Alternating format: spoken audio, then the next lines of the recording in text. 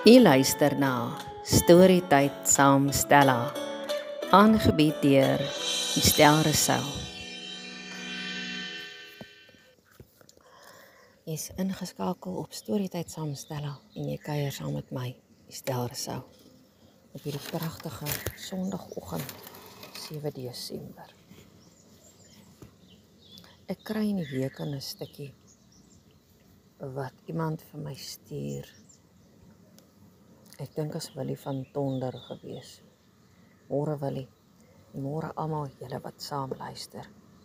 Hy stuur vir my 'n stukkie wat ek baie jare terug gehoor het by 'n prediker.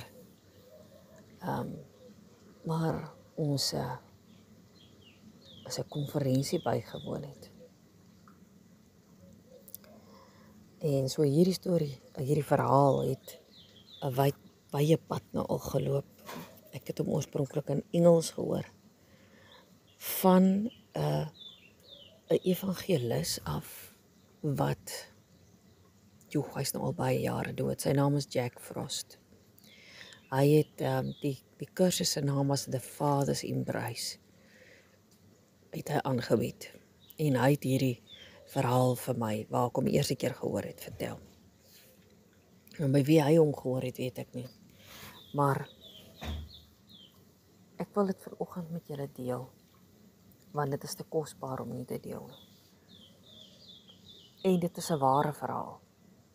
Die opskrifie sê die reuk van liefde. Die wyntjie was ysig koud toe die dokter net voor middag in Diana Blessing se kamer ingestap het. Sy was nog dronk van die narkose en haar man het langs haar gesit met haar hand styf in syne toegevou. Die paartjie het in Dallas, Texas gewoon en die middag van 10 Maart het geboortekomplikasies hulle gedwing om na die naaste hospitaal te jaag en het Diana 'n groot keiser ondergaan, 'n noodkeiser ondergaan. Sy was net 24 weke swanger. Drew Blessing was net 12 duim lank en het slegs 1 pond 9 onse geweeg. Die Blessing egpaar het geweet daar sal probleme wees, maar hulle was nie gereed daarvoor toe die dokter hulle meedeel dat hy nie dink dat hulle dogtertjie die dag sou sien breek nie. Daar was slegs 10% kans op oorlewing en dan sou daar nog steeds ernstige gesondheidsprobleme op hulle wag. Stom van skok het Diana en David geluister toe die dokter verder uitbrei oor die toekomstige probleme wat op hulle dogtertjie was, sou sy die nag oorleef. Hy het gesê sy sou nooit kon loop nie. Hy het ook gesê sy sou nooit kon praat nie en heel moontlik ook blind wees. Sy sou moontlik serebraal verlam wees en verstandelik vertraag. En so het hy verder verduidelik. Nee, het Diana uitgeroep. Sy en David het hulle 5-jarige seun Dustin en hulle 5-jarige seun Dustin het met verlange gewag vir die tyd om verby te gaan, sodat hulle die langverwagte dogtertjie in hulle harte en lewens kon verwelkom. Nou is daardie droom aan skerwe in hierdie hospitaalkamer. Deur die donkerste ure van die nag het klein Drew vasgeklou aan die flentertjie lewe en terwyl mamma Diana onrustig wegdommel in 'n rustelose slaap wat deur medikasie aangebring is, het die moeder meer en meer gedetermineerd vasgehou aan die geloof dat haar dogter gaan lewe.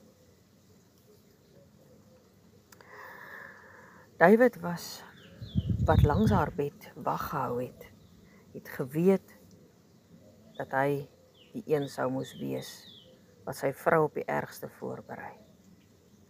Hy het gehoor wat die dokter gesê en dat die kans dat sy dogter uit die hospitaal ontslaan sou word amper nie bestaan het nie. David het die volgende oggend in haar hospitaalkamer ingestap en toe saggies vir haar gesê dis tyd dat hulle die nodige begrafnisreëlings tref. Diana het so sleg gevoel om alles aan haar man oor te laat, maar sy wou nie na hom luister nie. Sy het vasgehou aan die geloof dat hierdie reëlings nooit nodig sou wees nie. Sy het nie omgegee wat die dokters gesê het nie. Al wat sy geweet het, is dat hulle dogtertjie saam met hulle huis toe sou gaan. Asof Drew geïnspireer was deur haar mamma se geloof, het sy uur na uur vasgeklou aan daardie dun flintertjie lewe. Sy was gekoppel aan elke denkbare lewegewende masjien.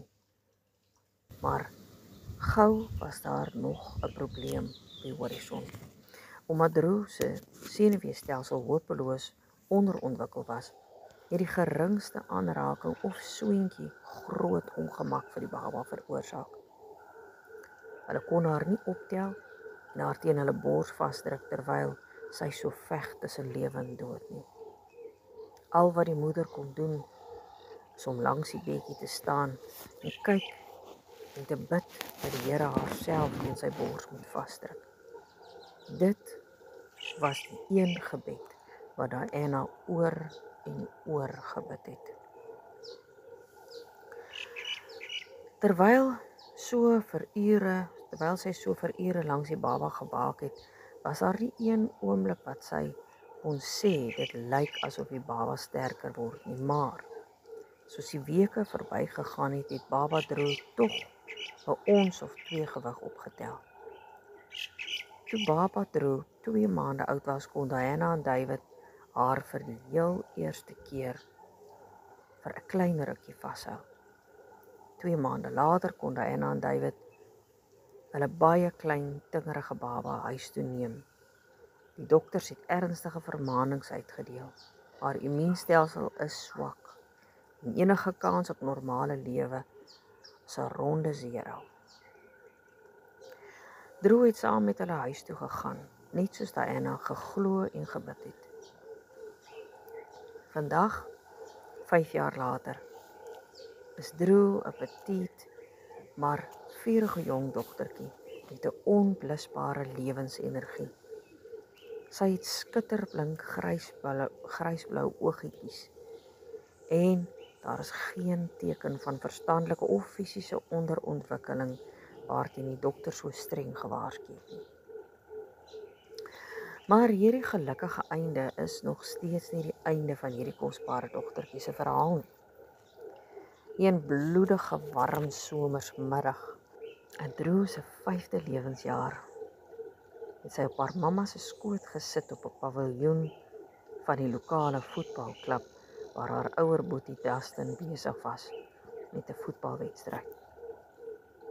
Drew het heeltyd soos 'n spreeu gekwetter en haar ma en al die ander toeskouers eindeloos vermaak met haar kooksterk energie en gevatte sê goed. Skielik het sy doodstil gestaan, haar armpies voor haar bors gevou en ernstig na mamma Diana gekyk en gevra: "Kan mamma dit ruik?" Mamma Diana het in die lug geruik en sien toe dat 'n storm aan die broei is en antwoord Drew: "Ja, ek dink dit gaan reën. Dit ruik na reën." Drew het haar oogies styf toegeknyp en weer gevra: "Kan mamma dit ruik?" "Ja," antwoord Diana weer, "ek ruik die reën. Ek dink ons gaan almal nou nat reën." "Nee," sê Drew, "dis nie reën wat so ruik nie. Dis hy wat so ruik." Dis hoe God ruik as hy jou styf teen sy bors vasdruk. En toe hardloop sy weg om weer met haar maatjies te gaan speel. En toe onthou Diana met trane wat by haar wange afloop, die lang ure wat sy begeer het om haar siek baba vas te hou, maar nie kon nie, omdat dit haar seer gemaak het. het sy met een gebed gebid. Here, as ons haar nie mag vashou nie, sal U haar asseblief styf teen die bors vashou. Drew onthou die reuk van God se liefde toe hy haar siek liggaampie so styf vasgehou het. Diana het gebid en God het geantwoord. Ek kry sommer hoendervleis as ek weer terugdink aan toe ek dit die eerste keer gehoor het. En die trane wat oor my eie wange geloop het. Tot vandag toe is God daardie God wat in sy woord beloof dat hy ons nooit sal verlaat nie en dat hy altyd by ons is, vir altyd en altyd. En al voel dit nie so nie, en al lyk dit nie so nie, soos Diana wat sê, sy kon nie sien nie, maar sy het aanhou glo, en dit is wat geloof is. Geloof is om die hoop in iets wat jy nog nie kan sien nie, maar wat jy weet bestaan. En ek weet julle, ek weet, glo my, ek weet,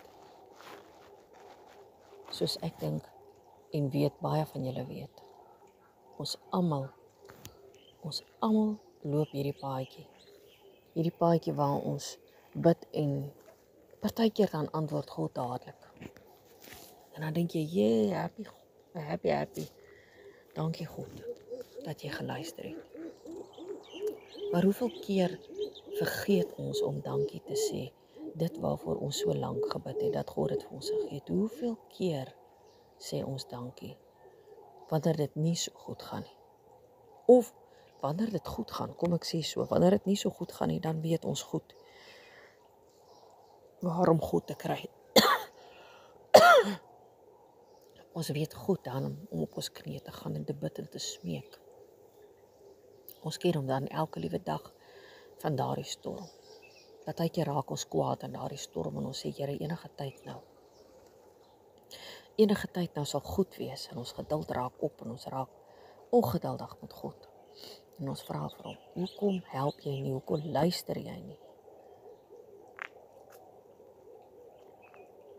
En wanneer die antwoord kom later, dan vergeet ons sê maar net, wel, ons het daarmee deurgekom.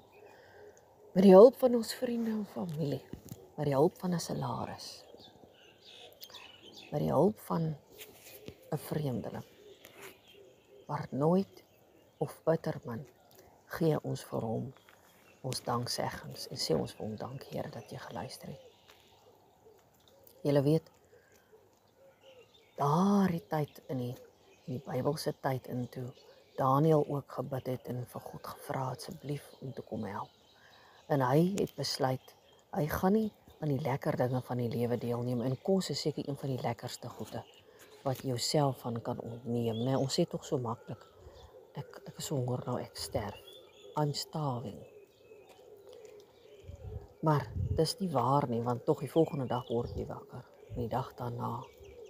En het julle geweet, mens kan tot 40 dae sonder kos stakel. Jou liggaam gaan wys dat jy sonder kos klaar gekom het, maar jy haal nog steeds asem, en selfs na 40 dae, maar dan begin jou liggaam homself omtrent te verteer. Jy kan baie langer lewe sonder kos as wat jy dink. Ons kies om ons op onsself staat te maak, ons eie krag, en ander se profesie en ander se woorde wat hulle sê, maar die God wat alles moontlik maak elke dag, wat weer longe in my en jou, lig in my en jou se longe geplaas het, die is altyd laaste en partykeer nooit op die lys nie. Ek raas so 'n bietjie vanoggend met myself en met elkeen wat hier luister wat weet ons is skuldig hieraan.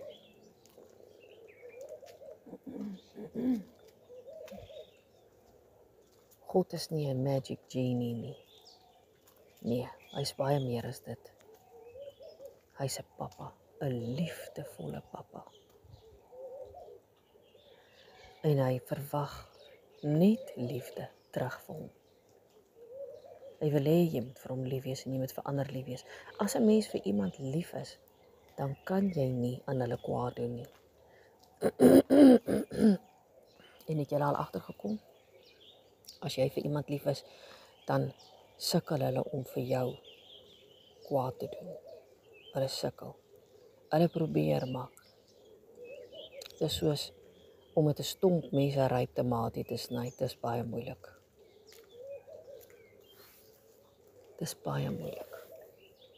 Dis waarom God sê, jy moet hom lief hê met jou hele hart en verstand en jou siel en alles. En dan sê hy, jy moet ander ook lief hê, net soos dat jy jouself lief het. Ag Here, ek kan nie bedoel dat hierdie 'n preek is nie, maar baie keer as ek sulke goed te lees, dan praat die Vader in my hart in. En dan moet ek getuig, ek moet bely, ek moet sê wat ek hoor hy sê.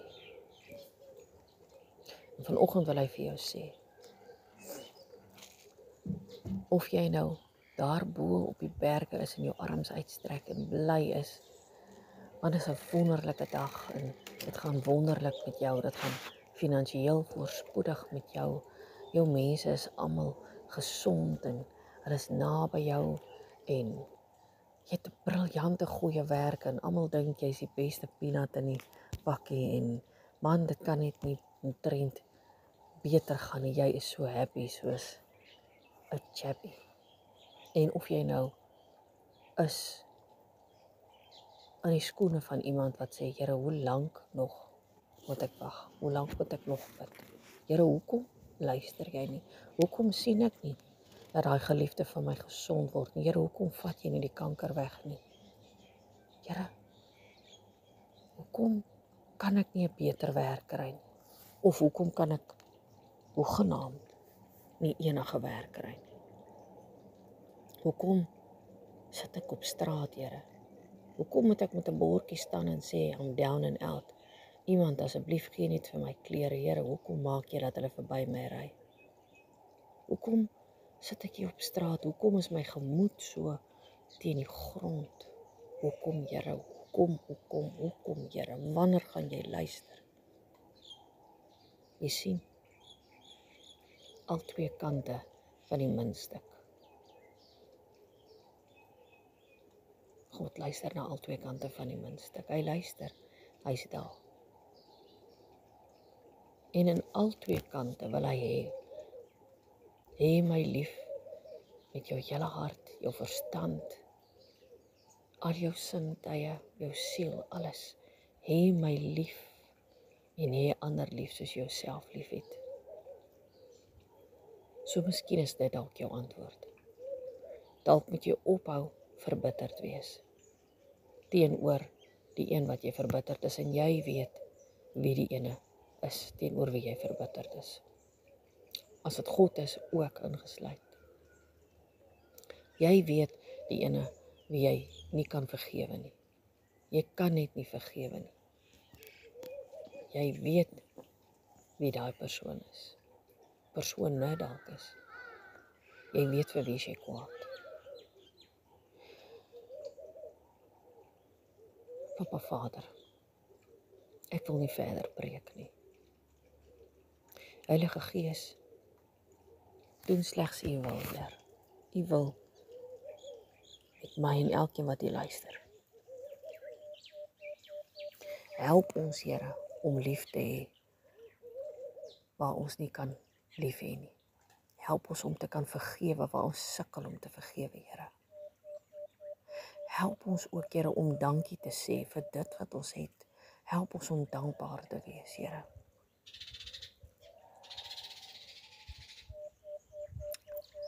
Net soos daar emosie wat so uit volle bors uit nou net hier kom saamstem met glo ek, Here. Help ons om dankbaar te wees. Help ons om hoopvol te bly. Help ons om te volhard soos wat Diana volhard het, Here. Al het haar oë nie enige verskil gesien in die omstandighede nie, het sy aanhou bid. Help ons om so sy te volhard. Help ons om te glo, Here, wanneer ons geloof swak is. En wanneer ons te besig is, Papa Vader, in hierdie wêreld met dinge en goeders, om dankbaar te wees vir U en vir U lief te hê en ook met U te gesels. Help ons om daagliks met U te gesels. Help ons, Here, en wees ons genadig. Want net U kan, Here. U kan doen wat ons nie kan doen nie en wat ander mense nie kan doen nie. U kan sien wat ons nog nie eers van gedroom het om te sien. U kan ver sien in die toekoms. U weet van elke asemteug en elke oomblik van ons lewe, elke dag van ons lewens is opgeteken in U boek reeds voor geboorte. Here Jesus, vanoggend wil ek vir U kom dankie sê. Ek wil vir U kom dankie sê. Vanoggend het ek 'n dankbare hart. Dankie vir wie ek is, Here. Dankie vir wie U is. Dankie dat U genadig is. Dankie dat U 'n liefdevolle Vader is wat my nooit verlaat nie. Dankie dat U deur my hele lewe saam met my loop. Al is ek 'n ondankbare kind. Al is ek 'n kind wat partykeer min hoop het. Al is ek 'n kind wat liefdeloos optree. Dankie dat U my nog steeds en ten spyte daarvan liefhet. Dankie dat ek 'n pappa het wat elke keer my sondes vergewe, selfs meer as 70 maal 7 keer. Dankie dat ek 'n pappa het wat nooit sê I told you so nie, maar altyd met oop arms vir my sê, kom rus hier by my, my kind, gee jou las vir my. Want ek kan sien jy dra swaar. Dankie vir alles wat ons het, Here. Vir hier waar ek in die Kaap sit, by hierdie kabbelende ou fonteintjie, elke oggend. Dankie daarvoor, Here. Dankie vir stromende lewende waters. Dankie vir die Kaap en sy mense. Dankie vir my mense daar in die Vrystaat en Gauteng en oralste oor. Daar bo aan die bokant van die land, Here. Dankie ook vir die mense hier onder naby die see en die berge. Dankie vir my kinders en kleinkinders en my ouers, my skoonma en al ons familie.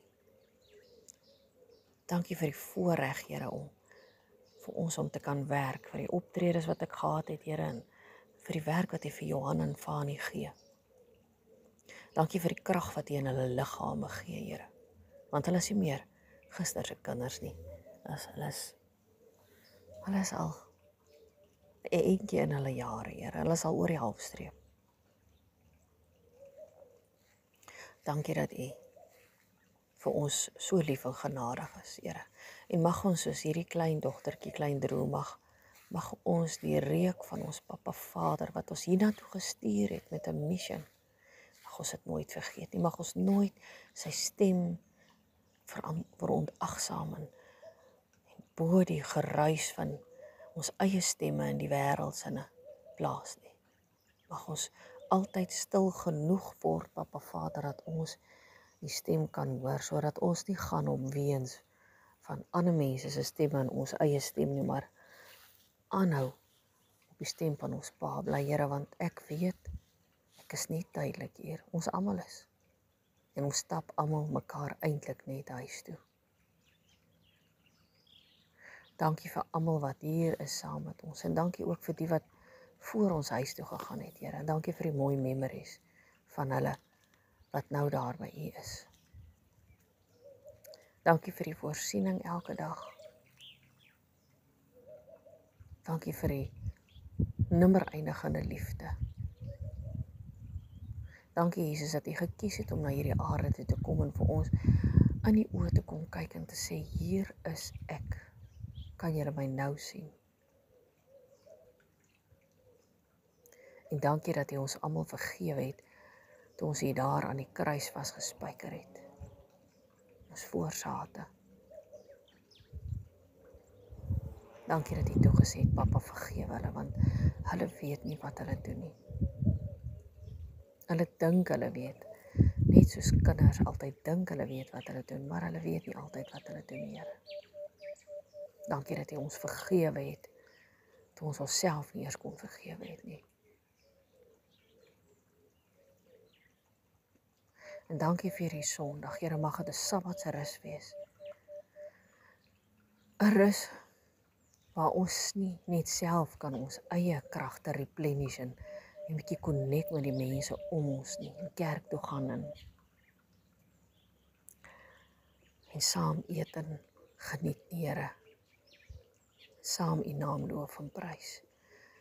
Laat ons sal onthou dat U hierdie dag geskep het, nie om ons te weerhou van enigiets nie, maar om te kan rus, om te kan afskakel van al die goede wat ons het om te doen gedurende 'n weekdag. Selfs as ons met vakansie is, om vandag te kan rus. Dis nie vandag huis skoonmaakdag nie. Dis nie vandag karwastyd nie. Dis nie vandag verlore e-pos inhaaltyd nie.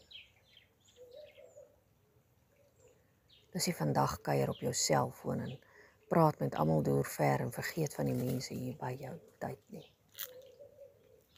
Dis vandag gesinstyd. Dis tyd vir pappas om met hulle vrouens en hulle kinders te connect, en vir oupas en oumas om te kom kuier en saam kos te maak en te lag. Dis vandag tyd om 'n tafel dankie te sê vir wat ons het, want nie almal het dit nie. Dis vandag tyd om 'n broodjie te koop vir daai iemand, om vir 'n bordjie kos te gee vir daai iemand wat jou ewig verbyry by 'n robot. Dis vandag tyd, Here, om vir U dankie te sê. Dankie dat U vir ons een keer 'n week 'n rusdag gegee het. U het dit vir ons gegee, nie die wêreld nie, maar U het. Help ons, Here, om dankbare harte hierdie dag te geniet vir wat dit is.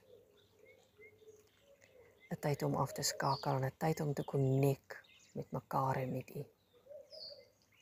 Mag dit nie net 'n ritueel wees om kerk toe te gaan en daar op die banke te sit en as ons daar uitstap, gaan ons maar weer aan nie.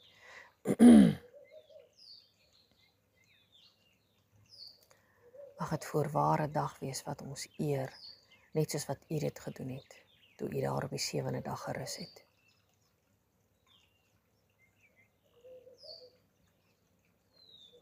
In Jesus se naam bid ons dit.